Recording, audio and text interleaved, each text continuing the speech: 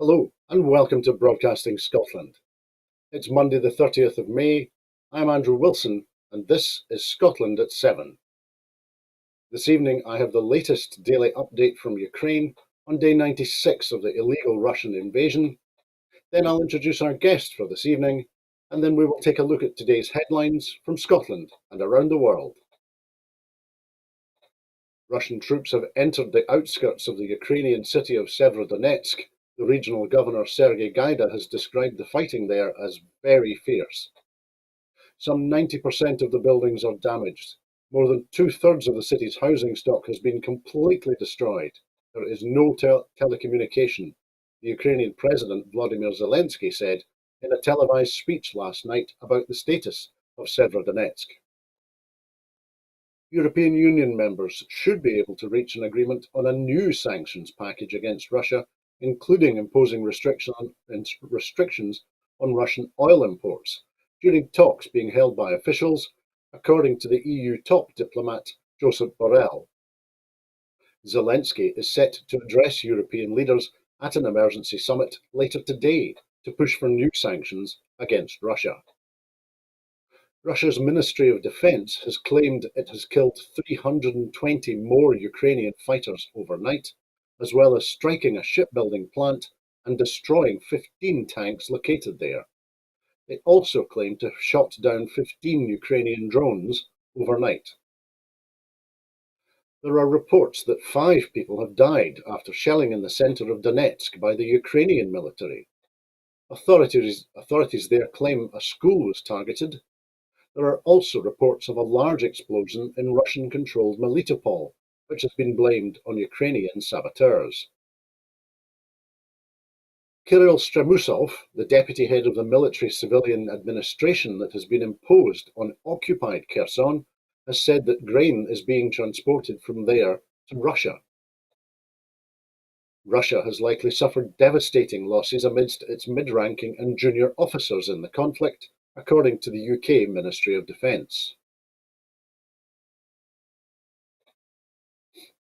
The liberation of Donbass was an unconditional priority for Moscow, Russia's Foreign Minister Sergei Lavrov said on Sunday. Lavrov also denied speculation that President Vladimir Putin is ill. Lavrov said that Putin, who will turn 70 in October, appeared in public every day. The French Foreign Affairs Minister, Catherine Colonna, will meet President Zelensky in Kyiv later on Monday to express France's solidarity with Ukraine and to offer more support for the country. Yesterday, President Zelensky visited troops in Kharkiv and toured the country's second largest city to see damage by Russian forces in the Ukrainian president's first official appearance outside the Kyiv area since the start of the war. About 31% of Kharkiv's region's territory is occupied by Russian forces, while 5% has been liberated by Ukrainian defenders. The head of Ukraine's Kharkiv Regional Military Administration has said.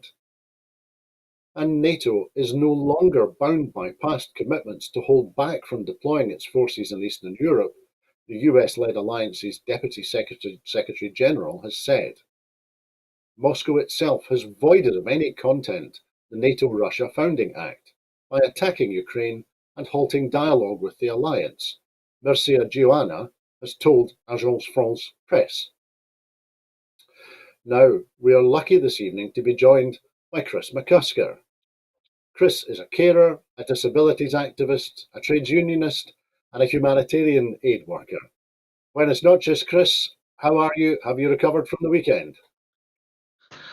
Yeah, I've recovered fine from the weekend, although I've come back with a rather funny accent. Thanks, Chris. I'm not going to do a Michael Gove and attempt a Liverpool accent either. But thank you for joining us this evening. It's great to see you. Sound. A French journalist has been killed after an armoured evacuation vehicle in which he was travelling was hit by shrapnel from a Russian shell in the city of Severodonetsk in eastern Ukraine, local authorities there have said. Today, our armoured evacuation vehicle was going to collect 10 people from the area and ended up under enemy fire, Luhansk's regional governor Sergei Gaida said on Telegram. Shrapnel from the grenades pierced the armour of the car. A fatal wound in the neck was received by an accredited French journalist who was making a report on the evacuation. A policeman on patrol was saved by his helmet. Gaidai provided a photograph of a press accreditation identifying the journalist. Efforts to evacuate civilians from the area were suspended following the death, which came as Russian tanks and troops began advancing into Severodonetsk, the largest city in the Donbass, still held by Ukraine. Witnesses said Russian tanks were advancing towards the center of the city one blast at a time, razing everything in their path that remains, following intense shelling that Ukrainian authorities have said has led to conditions on the ground reminiscent of Mariupol.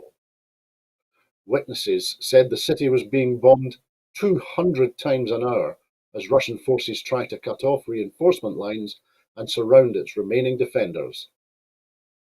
The city's mayor, Alexander Stryuk, confirmed in a telephone interview with the Associated Press that Russian troops had advanced a few blocks towards the city centre. He said Ukrainian forces were trying to push the Russians out in street fighting, and that 12 to 13,000 civilians left in the city were sheltering in basements and bunkers to escape the relentless bombardment. The battle for Severodonetsk, which lies on the eastern bank of the Seversky Donets River, about 90 miles south of the Russian border, is in the spotlight as Russia grinds out slow but steady gains in the industrial Donbass, which comprises the self-proclaimed republics of Luhansk and Donetsk. So, Chris, I'm talking there about the Russian slow but solid gains in the industrial Donbass. I thought the industrial assets in the Donbass, coal and steel and other heavy industry, was what Putin wanted to secure.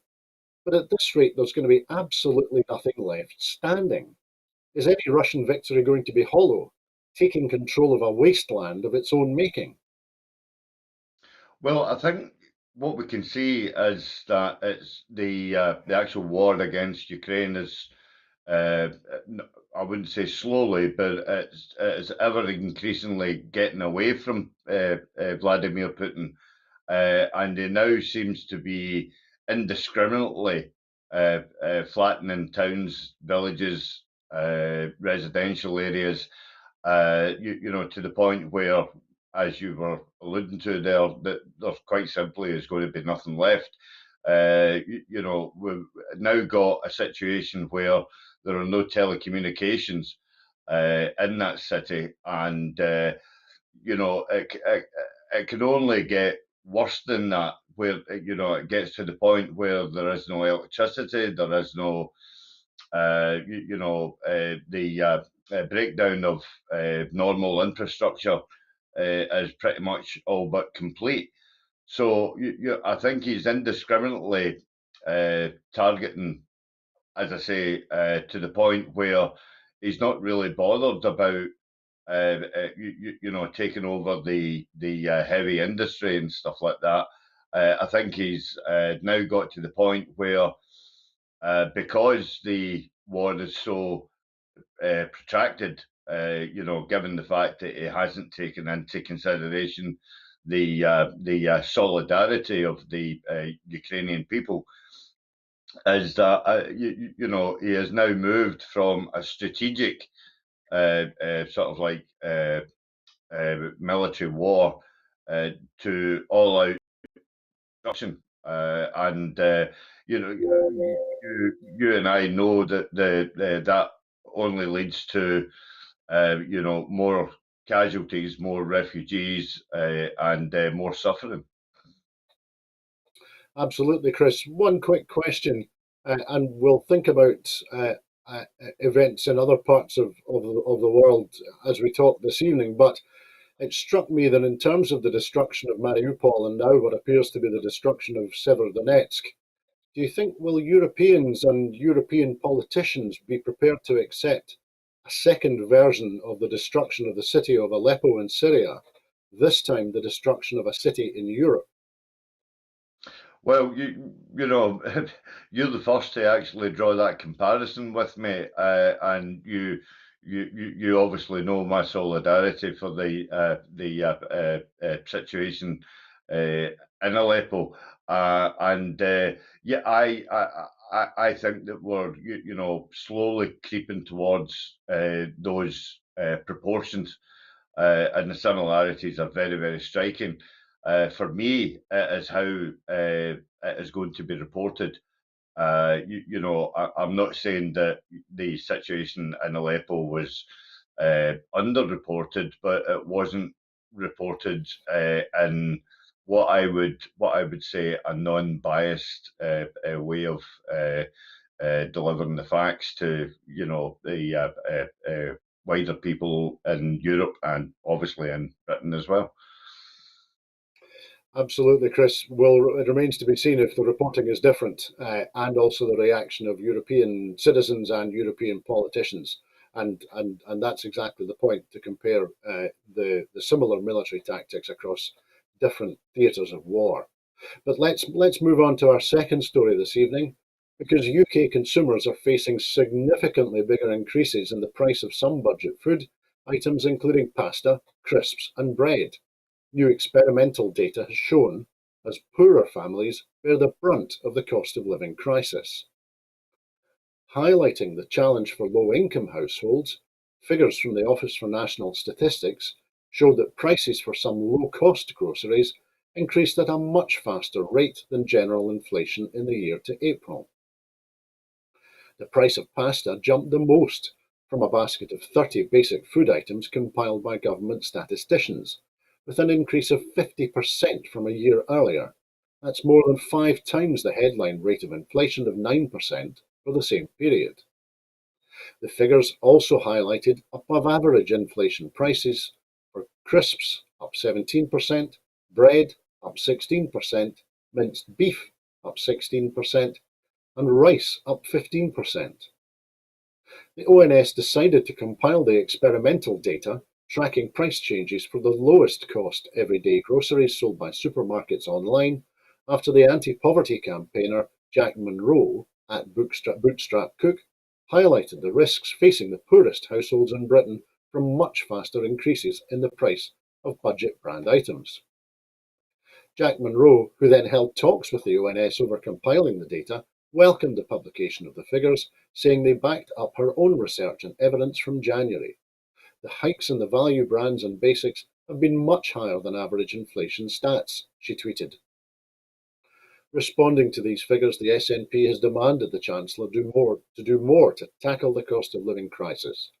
Commenting, the SNP's Shadow Chancellor, Alison Thewlis MP, said, "Despite the Chancellor's announcement last week, households across the four nations remain unable to make ends meet, with food prices and energy bills continuing to soar." Today's analysis from the ONS confirms what we already knew. The Chancellor must do more to control the rising cost of food prices, which has been made worse by Brexit. The SNP has been clear from the outset, she continued, about what the Chancellor must do to tackle the Tory-made cost of living crisis. Yet these calls continue to be ignored. So, Chris, firstly, have you noticed any particular changes in the prices that you're paying for your food shopping every week? Well, statistically, food prices are rising, especially with dry imported goods, such as the ones that you cited, predominantly rice and pasta. Your average price in where I shop, which is at Aldi's, there are other supermarkets available. But I mean, I have seen them, rising from a base of 29 pence, and now currently they're around about 55 pence, for a kilogram packet. Now, again, uh, quite similar to Bootstrap. I actually run my own cooking channel on Facebook, which is called Cooking with Austerity. Basically, the challenge there is to try and produce a meal for under £5. There are base meals that you can do that, but it's getting increasingly more difficult to do that for a family of four. And I was looking at the history of my page, 4 years ago, it was relatively quite easy, to make a meal for four, likes of uh, a lasagna or cannelloni or something like that. It was relatively cheap to make, about £1.90 for four portions. Now it's creeping up to about £3.50. Depending obviously on the grade of mince that you're using, of course. So Yep. things are uh, incrementally creeping up. But in that report as well, it has to be said that potatoes and sausages have actually came down in price, roughly Mhm. by about 3 and 5% respectively. But then when I look at that, that's actually British produced uh, foodstuffs. So Mhm. what we can glean from that is the fact that Brexit hasn't helped in the import of the likes of rice and pasta, and now Mhm. Britain seems to be relying on what it has always fed itself on, which was the staple diet of pies and potatoes and Sausages. root vegetables and stuff like that, which doesn't do uh, an awful lot for the variety of people's dietary requirements. That's a good point, Chris. Of course, the tatties that we buy in supermarkets are last year's harvest, so it'll be interesting to see as we get it through into the winter just what happens to the price of tatties. But you make a good point. I was going to say that you are well known as for writing and broadcasting on your channel about preparing great meals on a budget. So if food prices continue to rise from where they are, and it's certainly predicted that headline inflation is going to continue to increase, if and as food prices continue to rise from where they are, what do you think is going to begin to happen to people's diets?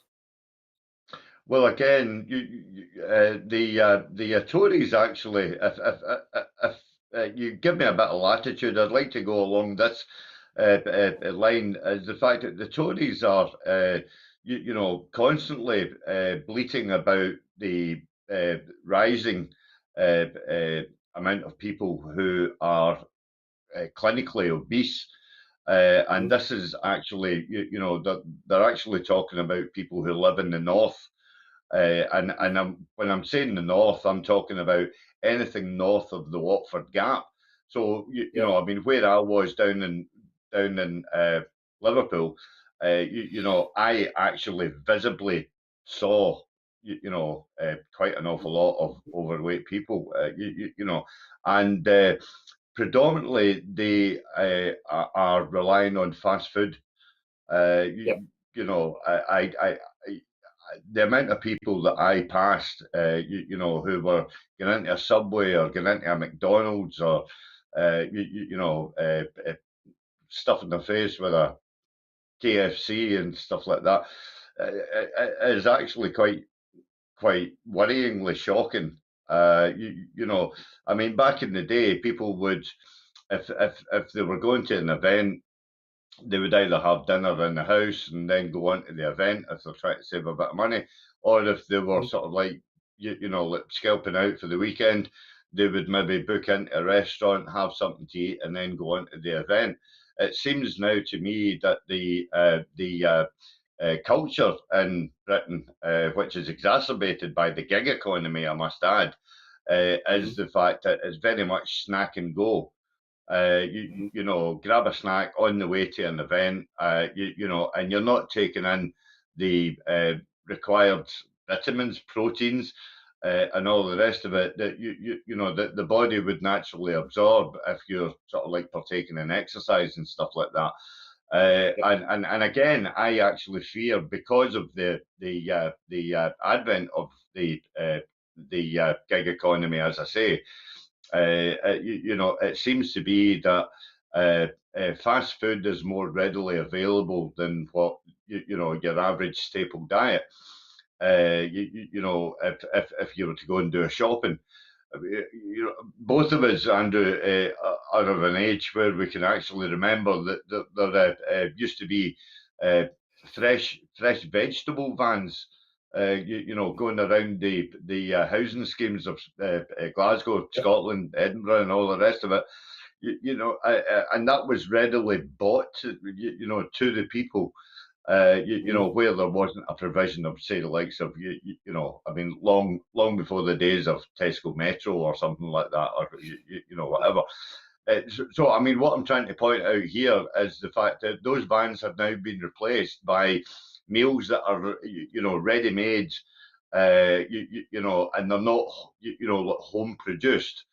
And they're all sort of like manufactured on a grand scale with so many preservatives in it, so many additives, and all the rest of it, which you and I, cooking yourself, you certainly wouldn't add that into a plate of mince and tatties, would you?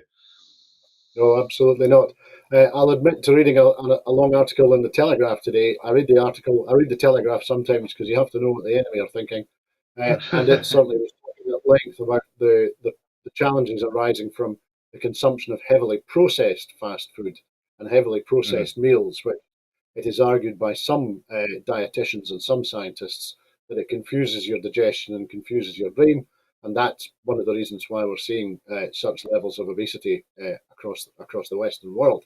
However, thank you for your thoughts, and I knew you'd be able to comment well because, as you said, of your work writing and sharing your thoughts on your channel.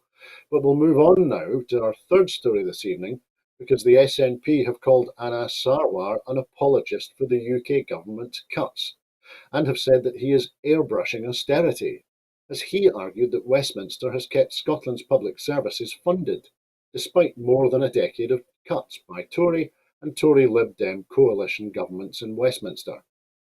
The Scottish Labour leader said that the Chancellor's windfall tax announcement was an argument for Westminster control in Scotland, even though 90% of the revenue generated will come from oil and gas extraction in Scotland. Commenting, the SNP MSP Michelle Thompson said, Scotland's public services have suffered more than a decade of Tory cuts, but now Anas Sarwar has become an apologist for those cuts and airbrushing austerity by incredibly arguing that Westminster control has kept public services funded. The windfall tax is once again Westminster using Scotland as its cash cow whenever it feels like it, as 90% of the revenue will come from profits made in Scotland. That is what the people of Scotland get under Westminster control: cuts to services and then banking on our resources to prop them up when they need it. So, firstly, Chris, Michelle Thompson then said that Anas Sarwar's Labour Party has failed to capitalise on Scotland's oil and gas sector, and that legacy is being felt now with thousands of households in fuel poverty terrified to open their bills. Now, this is not the first time we've seen Anas Sarwar cosy up to the Tories, and as his grubby deals with the Tories and councils across Scotland show, it'll probably not be the last. So this is going to be a story that, regularly over the coming weeks, I think. But does this suggest, does this latest example, highlighted by Michelle Thompson today, does it tell us that there is any difference between British Labour in Scotland led by Anas Sarwar and the Tories? Well, no, there certainly isn't, and I mean, I can attest, being a former Labour voter, obviously a self-confessed trade unionist, and it would be the natural way of voting for me to obviously vote Labour along with the unions, and my epiphany was sadly after John Smith died, with the invention of New Labour under Tony Blair, which didn't reflect any of my socialist values whatsoever, and that's where actually, if I can word it like this, Labour left me. I didn't leave Labour. And Labour changed at that time, and hence why I've obviously uh, uh, after leaving the Scottish Socialist Party and progressing into the SNP, met wonderful people like Tommy Shepherd and my comrade Chris Stevens, and joined the trade union group, formed the SNP Socialist group, and actually brought left values into the mainstream of, you know, not just Scottish politics, but also SNP policy formation, because the SNP trade union group and the socialist group have fed into policy making decisions at conference, time and time again.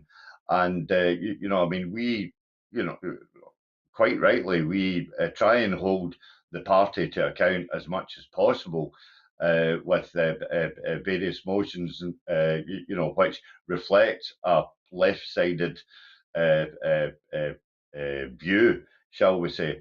And it's something that Labour seems to have totally forgotten about.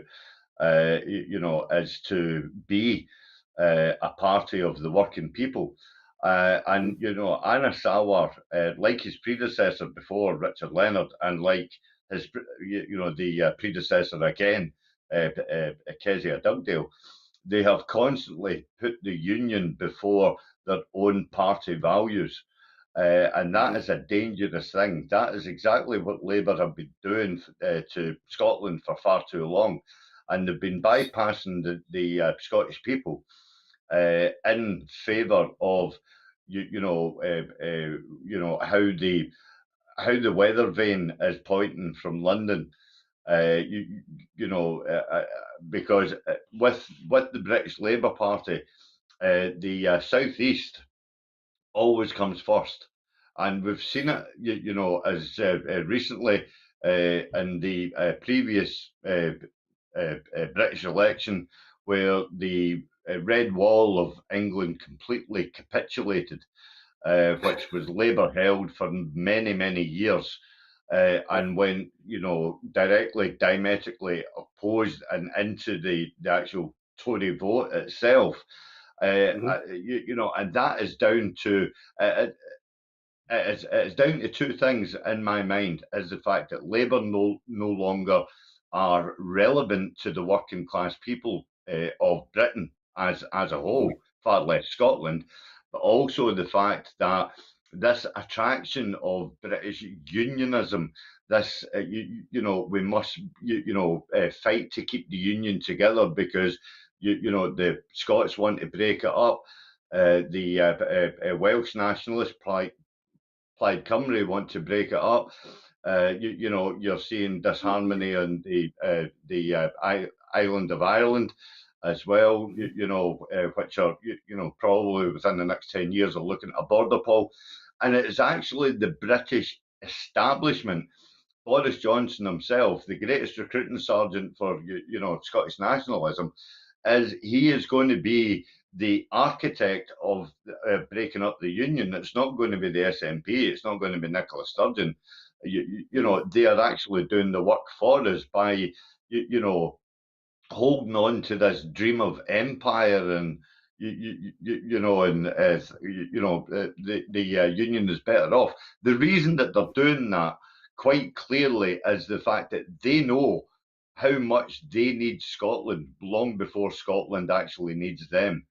And Anna Sawar needs to take cognizance of the amount of money that the Scottish Parliament actually use in mitigating the worst effects of Tory policy. If that money wasn't used in mitigation purposes, it could be diverted into other better sources, such as eradicating the child poverty, eradicating homelessness, tackling the drug issues that we've got, making sure that there are no food banks in Scotland and all the rest of it. So, Anna Sawar is not, currently thinking about the people of Scotland. He is only thinking about saving the union. Absolutely, Chris. Thank you for that. Now, you mentioned drugs policy there, and that's what we're going to talk about next, because residential rehabilitation can reduce substance misuse and improve health and quality of life, according to a new review. The Scottish Government report, which examines existing literature on the subject, follows a recommendation by the Residential Rehabilitation Working Group to better understand the treatment models on offer. The study shows that residential rehabilitation can lead to better mental health outcomes and improvements in areas such as offending, social engagement, and employment, though relatively few studies on social outcomes exist. The importance of ongoing support following a placement is also highlighted in the study. The Scottish Government will allocate £100 million to residential rehabilitation over the course of this Parliament. Drugs Policy Minister Angela Constance said, "Getting people into the treatment and recovery that is right for them at the right time is at the core of our national mission to save and improve lives, and residential rehabilitation is one of a wide range of options." The findings of this review are encouraging and support our decision to allocate £100 million to residential rehabilitation over the course of this Parliament. We have increased the funding to alcohol and drug partnerships to improve access to residential rehabilitation and are clear it should be part of a full range of drug prevention and treatment services available in all local authority areas. We are also investing a further £10 million per year to support the delivery of medication-assisted treatments standards over the next 4 years, which mean people who use drugs receive the help the day they ask for it, regardless of where they live. So, Chris, firstly, this sounds perhaps a bit slow and steady. Publishing a review of the already published literature is sensible in terms of policy making, I understand that. But is it also getting in the way of taking urgent action? Well, no, I don't think it's getting in the way of taking urgent action. I think we need a radical, pragmatic approach to the way that we are able to treat drug rehabilitation. Because again, and this is another one for Mr. Salwa, is the fact that the drugs policy is a reserved matter, and Scotland's hands are tied into exactly what sphere we can go into in order to treat it.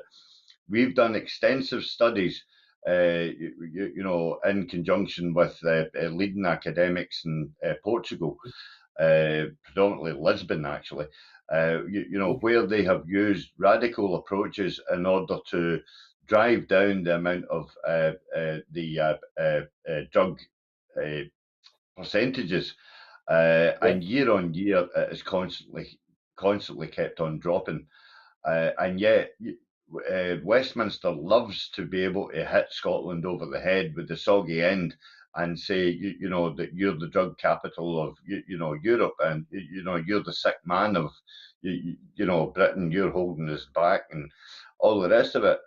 If that's the case, then, why not let us do our own thing? And then if it doesn't work, by all means, hit us over the head with the, soggy end. It, honestly, it makes no sense. But what we have to do, and Angela Constance, I think, has been a breath of fresh air into this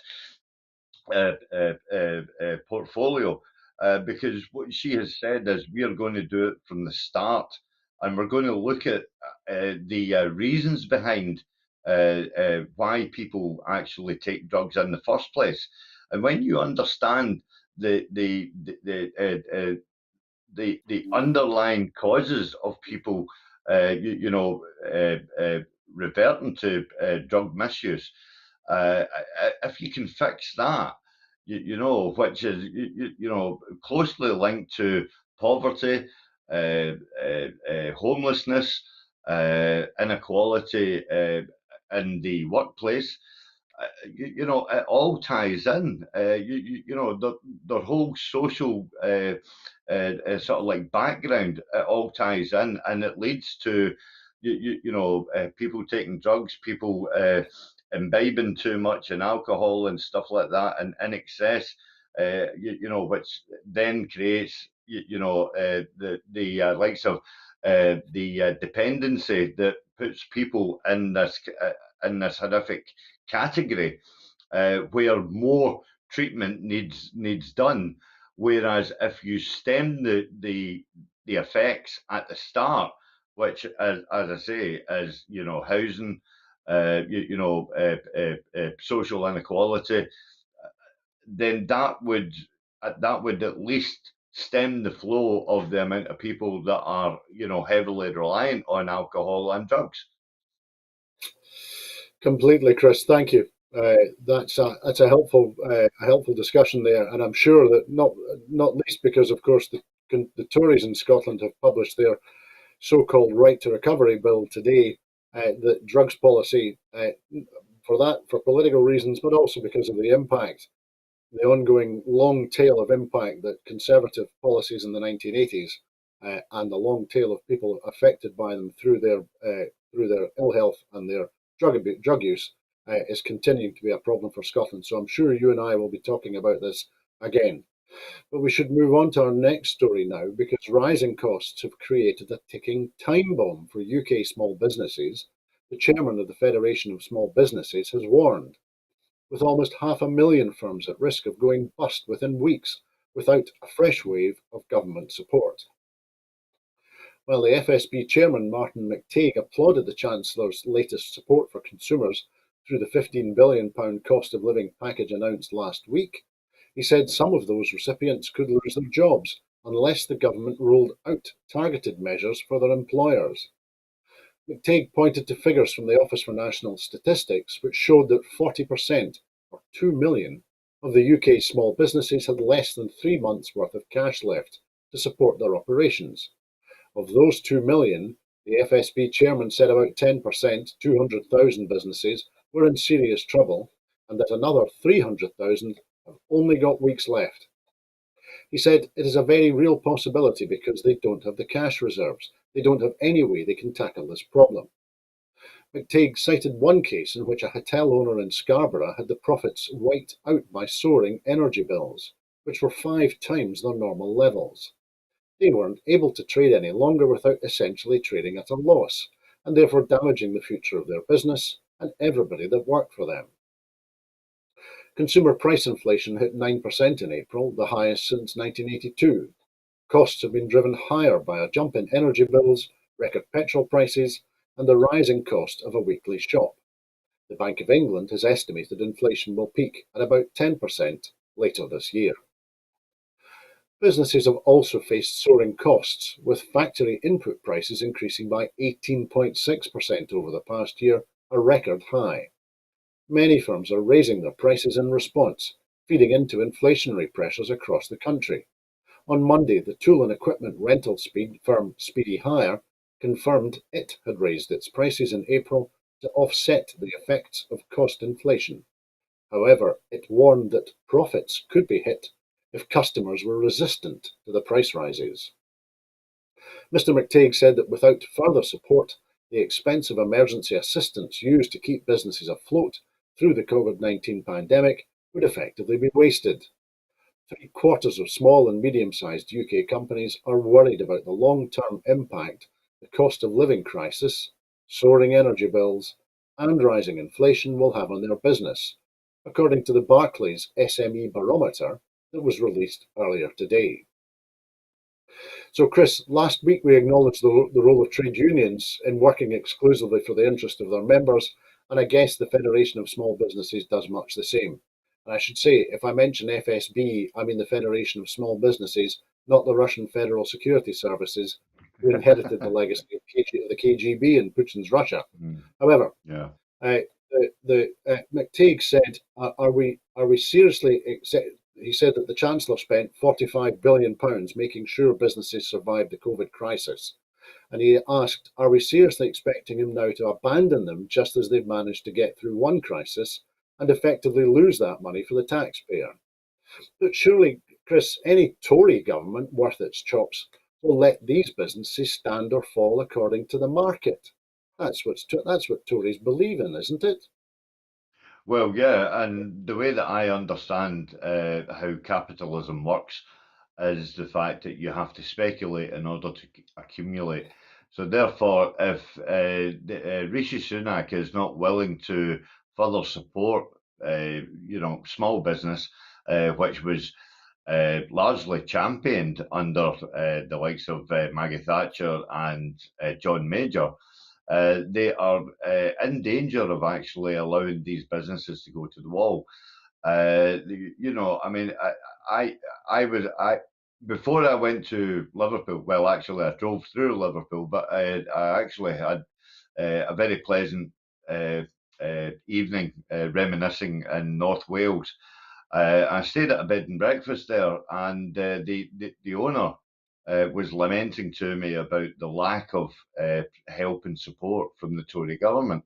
And quite simply, she has not had any money, in order to help her in the last 2 years. Uh, quite clearly because her business is run from home. Uh, there was a different set of rules to people who, worked from their own property, and those who actually, had commercial premises. So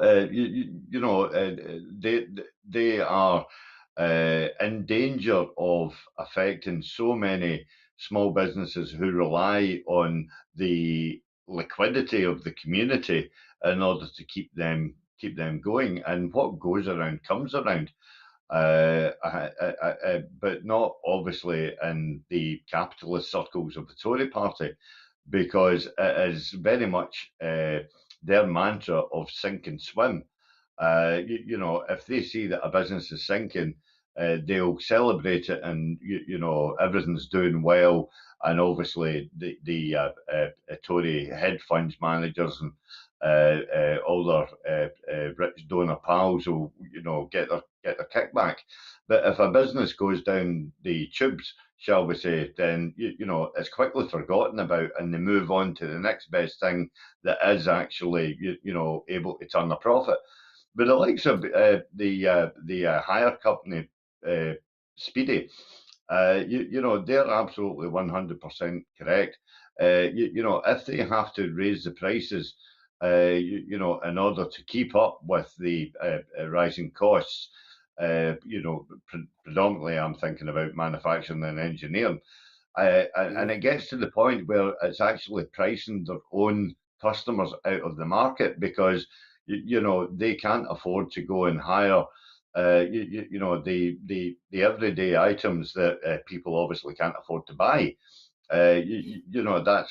That's what they're in the market for. You only use a pneumatic drill once, in a year, if Yep. not 5 years.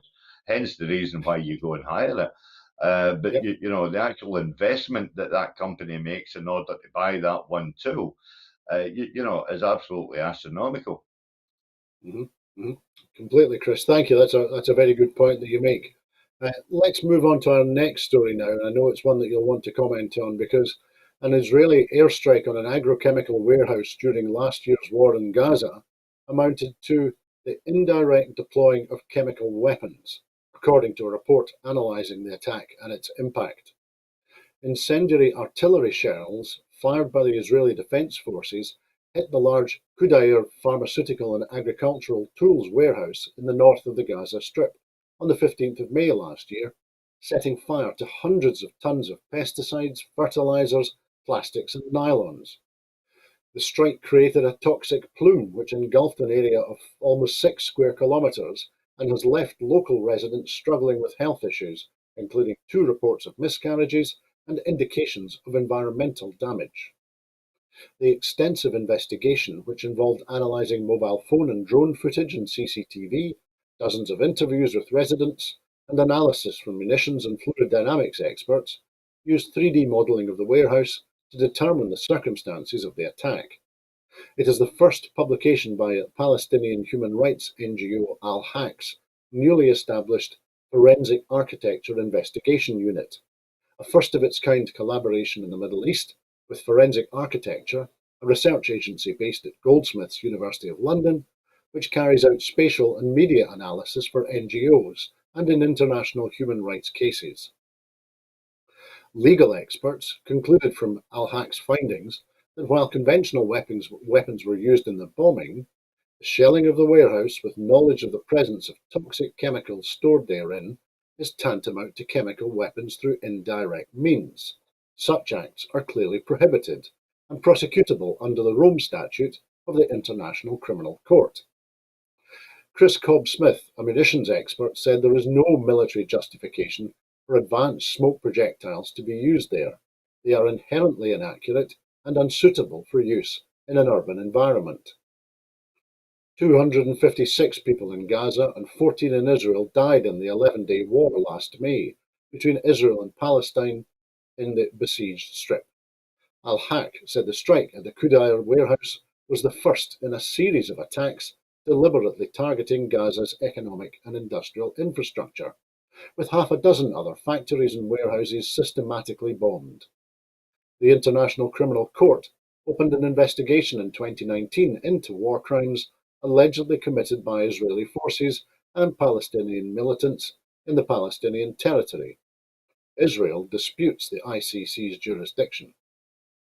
The IDF said in a statement that in response to the onslaught of attacks by Hamas, Israel had carried out a series of strikes on legitimate military targets in the Gaza Strip last year, during what in Israel is known as Operation Guardian of the Walls. Last year's fighting was the third round of full-scale conflict between the Israeli state and Hamas since the group seized control of Gaza in 2007, after which Israel and Egypt imposed a punishing blockade. Since then, the Gaza Strip's water, sewage and electricity infrastructure have all but collapsed, leaving Gaza's 2 million residents struggling to deal with increasing levels of air, soil and water pollution. Al-Haq, which operates in Gaza and the West Bank, has also come under attack from the Israeli authorities. Last year, the NGO was one of 6 leading civil society and human rights organizations working in the occupied Palestinian territories, designated as a terrorist organization. That decision has been widely condemned by the UN, Western governments, and prominent international organizations such as Amnesty International. So, Chris, my apologies for introducing that story at quite such length, but I think it warranted that level of detail, not least in terms of the events that we're seeing also in Ukraine, but in particular in terms of talking about the events that took place in the Gaza Strip and the ongoing conflict between Israel and the Palestinians in the occupied West Bank. So, firstly, I was thinking of another massive explosion of a chemical store in the Middle East, the destruction of the fertilizer store at the port of Beirut in August 2020. Do you think that in blowing up this fertilizer and plastics and chemical store in North Gaza, the IDF were inspired by the huge destruction that happened in Beirut when that facility blew up? Yeah, it has all the hallmarks of that, and I'm glad that you brought that up, because if you didn't, then I was. The similarities are so striking that's unreal. And again, I have to. I mean, this is why I love this channel so much, because we're actually discussing a conflict that is very much underreported in the mainstream British media. Because it doesn't suit the narrative, because Britain doesn't want to offend Israel, and they want to further links, basically, with a despotic state, who are oppressing the Palestinian people, annexing large swathes of their land, their assets, and their buildings.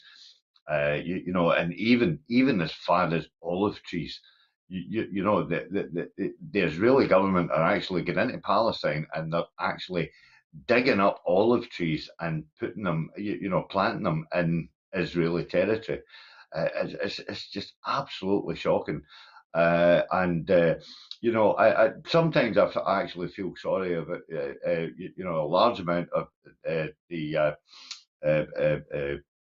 people in Britain who, are ignorant to the conflict that's actually happening ongoing between Israel and Palestine. And if they only just, sat up and took a bit of knowledge in, they would see, the absolute inherent inequality, of a land of great historical value, not just religiously, but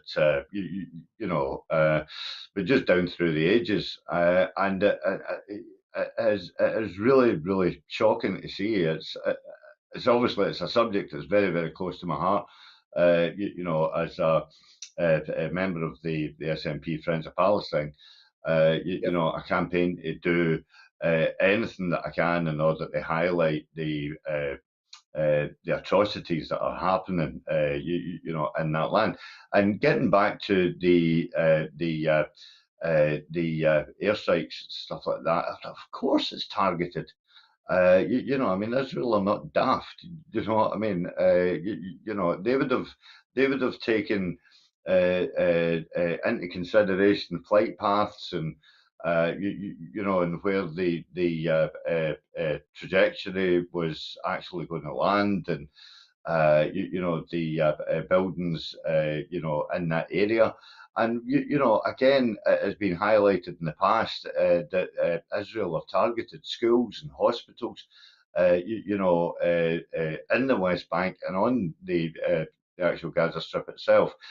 You're not going to tell me that that they are not using the latest technology. When incendiary devices such as these land on,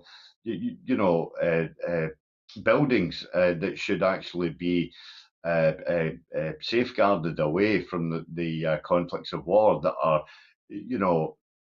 obviously hospital buildings that are treating the wounded and stuff like that, and buildings that are housing children and women and stuff like that. So it is absolutely a fair stretch of the imagination that this it wasn't anything other than the coincidence that they actually cite. Absolutely. Thanks, Chris. That's very insightful, and I knew that you'd have a lot to say on the topic of that story, which I'm sure we'll come back to again as well. But let's move on now, because the External Affairs Secretary, Angus Robertson, will cement Scotland's strong and close ties with the EU on a visit to Brussels from the 31st of May to the 1st of June. The visit coincides with the EU Green Week, and Mr. Robertson will stress shared priorities on climate goals and biodiversity loss during meetings with members of the European Parliament, its Friends of Scotland group, and senior Brussels-based diplomats. Speaking ahead of the two-day visit, Mr. Robertson said, "European markets dominate our international trade. Indeed, for more than 45 years, individuals, businesses and communities across Scotland experience the social, economic and cultural benefits of membership of the EU. Ensuring the closest possible relationship with the EU is therefore fundamental to Scotland's future, which is why we will continue to foster ever closer ties with our EU partners.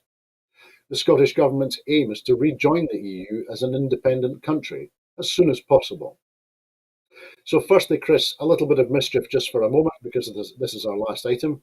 Now, I remember being told that Alexander Shevardnadze, who was the Russian politician and diplomat and became the second president of Georgia after the fall of the Berlin Wall, he was made Minister of Foreign Affairs of the Soviet Union in 1985 in order to keep him out of Moscow as much as possible, so he couldn't cause any trouble. Is this the same thing happening with Angus Robertson's trips to Brussels? No, no, no. However, I think probably Westminster would like to treat it as, just as so. And well, I mean, yes, it makes me laugh, and in certain circumstances, it actually makes me wince. Is that Westminster will constantly moan about the fact that a Scottish MSP is actually going over to Europe in order to forge closer links. But I mean, what Angus is actually doing there is he's highlighting, obviously, the close trading arrangement that Scotland has always enjoyed with Europe, and how much we're missing that at this moment in time, due to the effects of Brexit, and how much Scotland wishes to be, at the big table with our European friends and neighbours. Yeah. I honestly can't think of anybody better than Angus in actually doing that and representing Scotland. Albeit obviously our nibs herself. But I mean, what Angus has got great statesmanship. Hmm. And a very learned gentleman, speaks fluent German. Yep. Which is he always enjoyed quite a close relationship, not that way, with Angela Merkel, but I think Angela Merkel was obviously fairly impressed with his statesmanship, and obviously the fact that he could speak fluent German as well, and it has, in the past endeared them, to the inner sanctum of the European Union. So I think this is great, and I hope that Angus does actually forge those links that are much needed, because again, I could cite the old alliance between Scotland and France and stuff like that, but we enjoyed for years. We would buy their claret and stuff like that, and then they would take our oysters off of us. And that market should always be open to Scotland. That far precedes any arrangement that we had with Europe, far less Brexit. Of course, Chris. Thank you.